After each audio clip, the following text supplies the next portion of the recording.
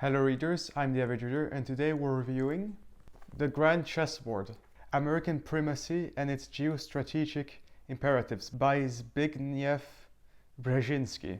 So Brzezinski was the National Security Advisor in the Carter administration from 1977 to 1981, I think. And in international relations, you could call Brzezinski a neoliberal, a liberal realist, or whatever. He's a very, very strong anti-communist. And with the end of the Cold War, America became the sole superpower. And the United States is the first non-Eurasian great power in Eurasia. And the American global system that the United States began to set up post-World War II, but which expanded dramatically in the 1990s, it is based on collective security treaties, such as NATO, and it's also based on some bilateral security treaties, such as the one that the United States has with Japan. It's also based on regional and international economic institutions, whether that be the EU, the World Bank, the World Trade Organization, the IMF, or the various other regional institutions that you have. And you also have an emphasis on consensual diplomacy, so the United States as a great power is, you could say, far less coercive traditionally than previous great powers. That means that it tries, if it can, to operate through the UN system or to get consent when it works in different institutions. That's why, for example, in NATO you have formal equality. Each state has the same vote. So the United States, more than previous great powers at least, tries to be respectful in the international system and get what they want through consent. Now, of course, the United States has a strong preference for democracies. So that you can see with the fact that NATO is an alliance of basically only democracies. There's a couple of exceptions. And the United States also really likes things like the EU, which strengthens democracy in Europe. And of course, the United States funds pro-democracy stuff around the world, such as, I think it's called Radio Free or Radio Liberty Europe, which broadcasts pro-liberty democracy messages in Eurasia. And of course, the United States applies sometimes sanctions or pressurizes just regimes in general to democratize. And the key allies in Europe that the United States needs are both France and Germany. As Brzezinski argues, it is in the American interest that the EU expands and consolidates and becomes a stronger partner for America. And for that to happen, you need both France and Germany. Not really the UK, they're not really part of the European system. And as you know, we had Brexit, so yeah. Remember, this was written in the 90s when Britain was still part of the EU, but now they've left. So now it's only basically Germany and France that matters in the EU as the core. And to a certain extent also you have Poland.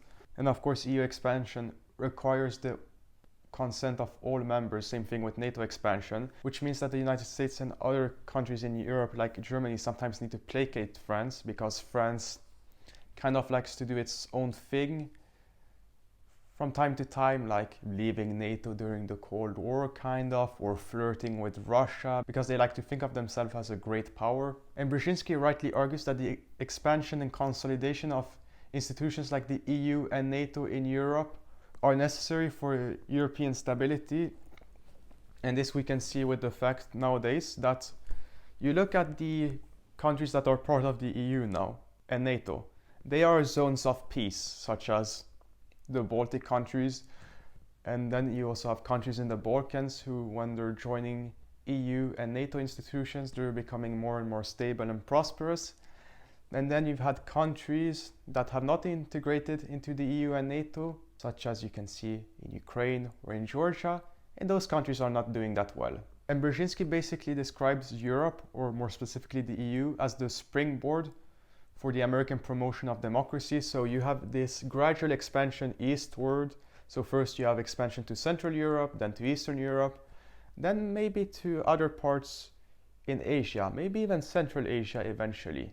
Then Brzezinski talks about Russia, and this is a very interesting chapter. And he rightly argues that for Russia to prosper, it needs to shed its imperial ambitions and join Europe. Now, over 25 years after this was written in 1997, we can see that this did not happen with Russia. When this was written in the 90s, Russia was a quasi-democracy under Yeltsin and kind of pro-Western. Even then, Brzezinski talks about the tensions and contradictions within the Russian elite, where people believe, oh, Russia should be a partner of the United States, but first of all, Russia is a lot weaker than the United States, and second of all, Russia wants, in exchange for this, a sphere of influence within Eurasia, and this of course includes Eastern Europe not joining NATO and the EU, and this is unacceptable, as Brzezinski rightly argues, since it is for Central European countries and Eastern European countries themselves to decide as sovereign states what they want to do. And Brzezinski identifies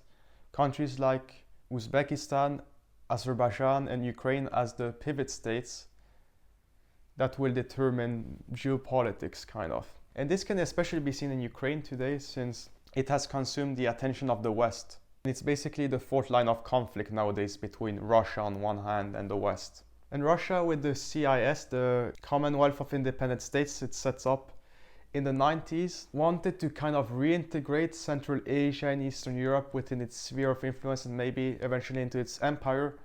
But those sovereign states, of course, don't want that, and they have since the 90s been more and more asserting their independence. And this has been led, among others, by Uzbekistan and Ukraine. And you can see in Central Asia, for example, nowadays that very soon after the invasion of Ukraine in 2022, and this was also the same time you already had a power shift in Kazakhstan. Something that Tokayev soon did with Kazakhstan's foreign policy is that he repudiated complete alignment with Russia related to the Ukraine war. And of course, Kazakhstan also has taken in a bunch of Russians who don't want to do military service in Russia, and of course there's a large ethnic minority of Russians in Kazakhstan.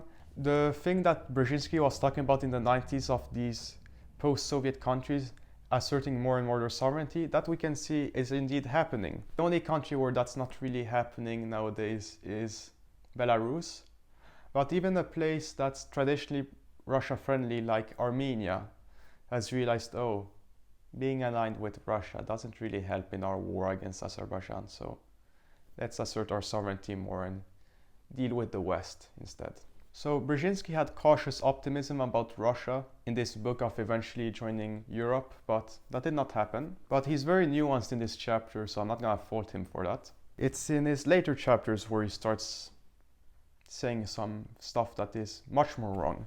So now we can move on to the Eurasian Balkans, as Brzezinski calls it, which is an ethnic cauldron. If you look at this map, it's very similar to the map that Robert Kaplan talks about, the Greater Middle East. So basically Central Asia and the Middle East and a couple other areas. And he argues that you're having competition here between Russia and the Islamic Turkey and Iran. The reason I'm doing this is that Brzezinski overemphasizes Islam here. So he's not wrong about the Islamic aspect in the Middle East, but it almost doesn't apply at all in Central Asia, except in Tajikistan maybe, because all of the governments in Central Asia are secular, and even the population isn't really Islamic there.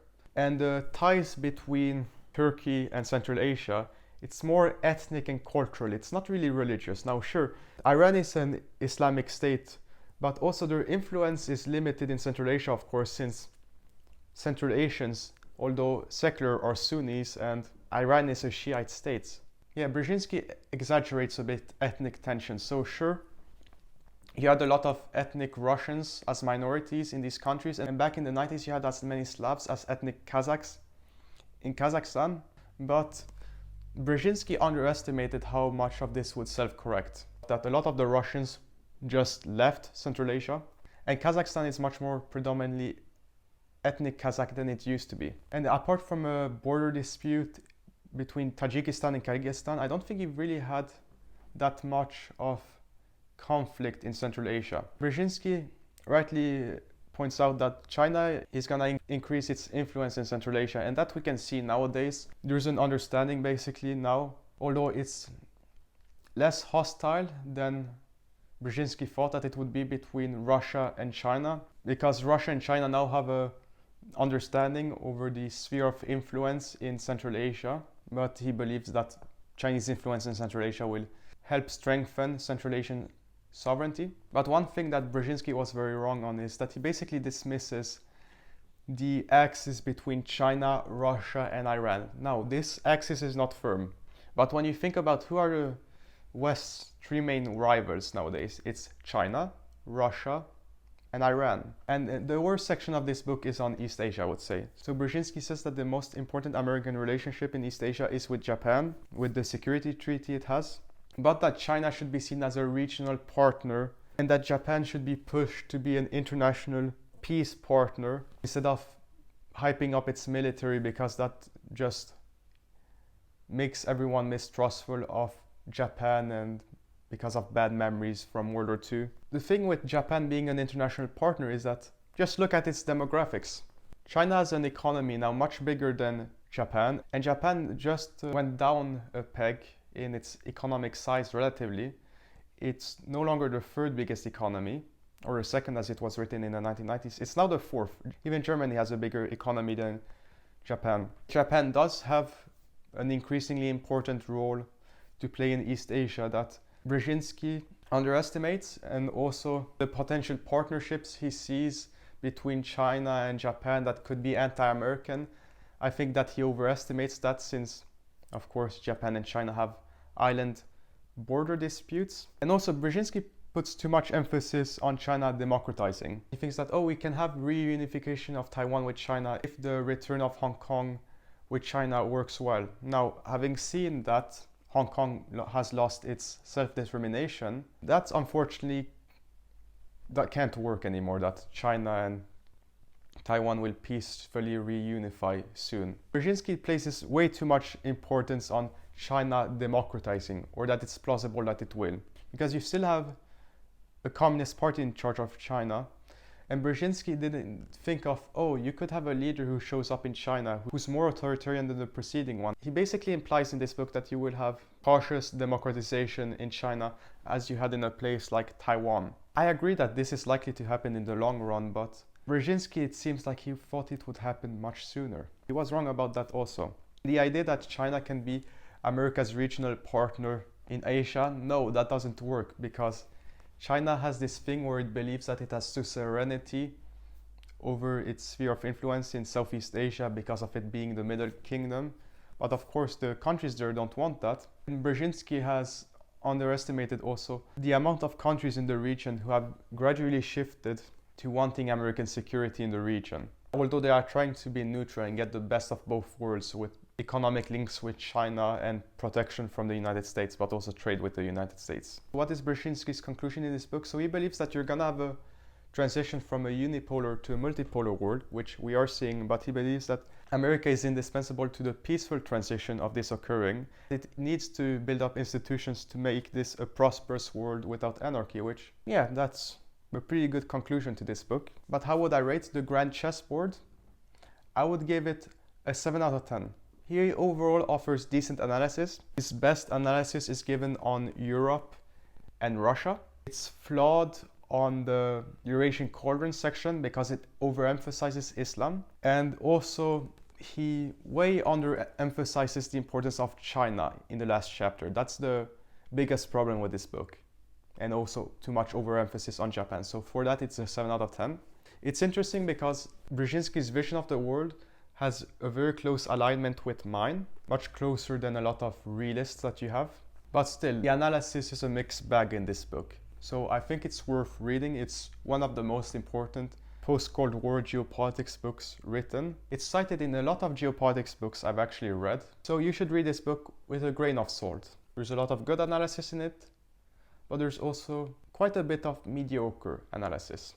But another plus in this book is that it has a lot of maps. So Brzezinski, you know what he's talking about. Sometimes geopolitics authors, they talk about geography, political geography, but they forget to include maps, which is annoying. Overall, would I recommend this book? Yeah, but it's not the first one I would recommend you to read. There are way better geopolitics books that you should read first, such as The Revenge of Geography by Robert Kaplan, which I have made a review of here, so check that out if you're interested in that. Having said that, I'm the average reader, and I will see readers next time.